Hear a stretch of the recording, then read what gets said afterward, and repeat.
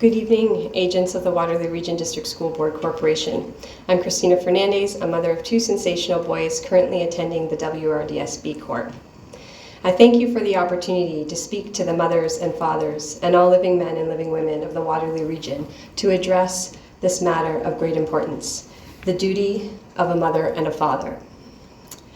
Trustee Watson poses a critical motion, a call for the initiation from the Minister of Education of the unfulfilled promise to develop a Parents' Bill of Rights in Ontario. A promise that some would say undeniably aided in their election, and a promise that has yet to be fulfilled a decade later. In 2014, the government promised to develop a Ministry of Education Parents' Bill of Rights, ensuring that the rights of parents are respected throughout and following the reform process. Unfortunately, we find ourselves in a situation where many parents find that their rights are not being adequately acknowledged, let alone respected. To address this concern, Trustee Watson has graciously and thoughtfully proposed a resolution to write a letter to the Minister of Education to speak for the thousands of families in the Waterloo region, both in the public and separate school boards. The letter seeks to initiate a province-wide public consultation process that would allow parents, interested individuals, and groups to present detailed proposals to the ministry concerning parental rights. Additionally, it calls for the fulfillment to develop the already promised Parents' Bill of Rights for the parents in Ontario. What a tremendous opportunity for the board. This motion is not born out of arbitrary concern. Rather, it is a direct response to the collective voices of parents in the Waterloo region who wrote to the Minister of Education in response to the proposed regulation under the Education Act as amended by Bill 98, the Better Schools and Student Outcomes Act 2023. One notable inclusion in this proposal is the provision that school boards shall be held accountable to adhering to established policies and guidelines, ensuring effective communication and engagement with parents and guardians. This brings us to an essential point: the overwhelming evidence supporting the crucial role of family involvement in a child's education. Research consistently highlights the significant impact of family engagement on academic achievement, improved attitudes and behavior, enhanced social skills, increased attendance rates, positive impact on reading and literacy, bridging the gap between home and school, enhanced emotional well-being, and long-term educational attainment.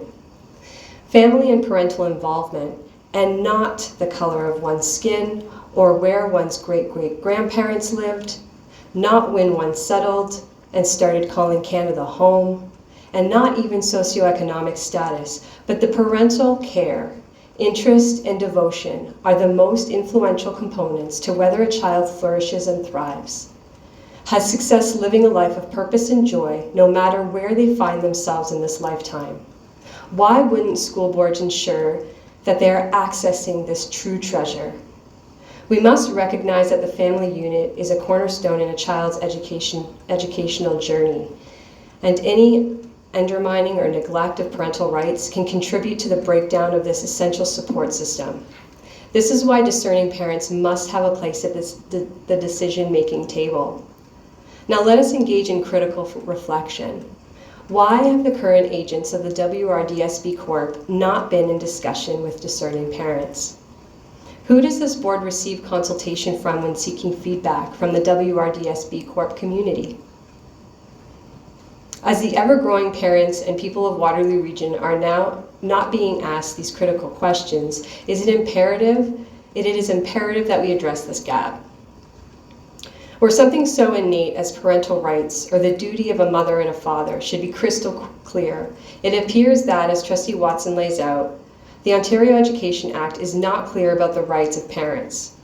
It seems that any area that would seem sensical, whether it be the role of parents in education, parental rights to information, or decision-making on behalf of the child, their child, there is room for an egregious misuse of interpretation for the WRDSB and other school board corporations to utilize the Act for political and bureaucratic push-through.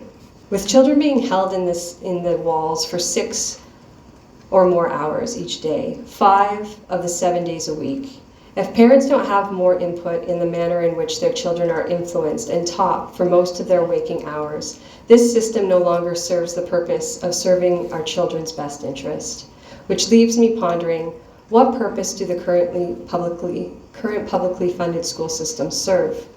Again, to those who tacitly agree, they do so with the perception that the publicly funded school systems are meant to be there for we, the people. And so, as soon as they stop working for our children, parents again are obligated to leave. The education our kids receive is fundamental, and parental primacy, again, is a non-negotiable. And now, so I'm not misleading here, I use the term parental rights as the legal term it is. It refers to the legal and moral rights and responsibilities that parents, also a legal term, have regarding their children. These rights encompass a range of issues and are recognized and protected by various legislation. But know that none of the agents standing before me, nor any other living man or woman, have the authority to offer nor withdraw my duty as a mother. This is a God-given right, and a parent will always have the right to fulfill their duty as a mother or a father lawfully, even when bureaucrats attempt to label it as illegal. In conclusion, the motion before you is a call for transparency. It's a call for diversity, true inclusivity, and a reaffirmation of the vital role parents play in shaping the educational experiences of our children. By initiating a province-wide public consultation process and fulfilling the 2014 promise to develop a Parents' Bill of Rights, we can ensure that parental voices are not just heard but valued in the decisions that impact our children's future. And as I, following this delegation, may be a witness, I ask any living men and living women watching also to bear witness. To who of agents of WRDSB would be against parental rights? Of course, we couldn't use the same argument that there are some bad parents out there, since instating legislation that preserves parental rights would not do so by compromising the need to protect children from bad or dangerous parents. So I hope that that's made clear here. And of course, I can't predict the future, so I won't. But let's use the predictive power of past behavior. Let's just say that perhaps the vote is 3 in favor against 8 opposed to Trustee Watson's motion. My line of questioning then goes to, who, if not the parents of the students attending the WRDSB, have elected you in your seats?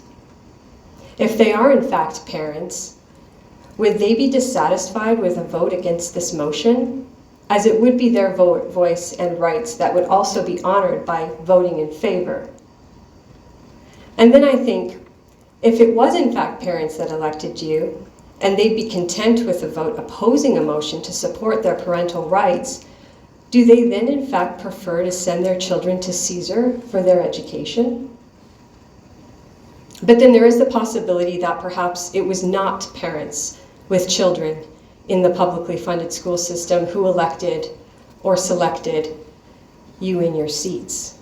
To which I ask, who has in fact aided in you obtaining your current role as trustee, if not the parents of the children attending our schools? Which leads me to my last question. Who is it that you are serving? I do hope to find out tonight. Thank you. Trustees, are excuse me, trustees, are there any questions of clarification? Trustee Watson. Thank you. Through you to the delegate. So you had an expression there. You said to use the act for bureaucratic pushback. If you just want to expand on that a bit. Yeah, I mean, I guess it's sort of what a lot of the parents have been speaking out against about indoctrination versus education and pushing through certain ideals that are coming through our schools that we as parents, whether our belief, like we have all sorts of parents with different worldviews, and we don't agree on everything, but the thing we agree on is that the education system is not where it should be for our students, and there are things happening in our education system that we're not okay with, and then there are other things that are not happening that should be happening in our system. And I think that it has a lot to do with politics. and bureaucracy.